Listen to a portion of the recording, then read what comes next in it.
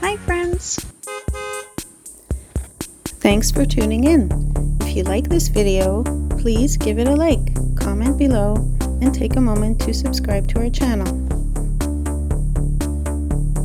Welcome to Espanola, Ontario, a vibrant town located along the Spanish River in the Sudbury district. This community began in the early 1900s as a company town built around a pulp and paper mill. Over the years, the town grew with the mill as its economic heart, attracting workers and their families from across the region.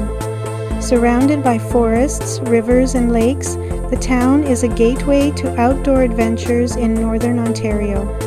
From its industrial roots to its welcoming small-town charm, Espanola continues to thrive. Whether you're here for work, recreation, or just passing through, Espanola is a place that leaves a lasting impression. Thank you for joining us on this tour of Espanola, Ontario.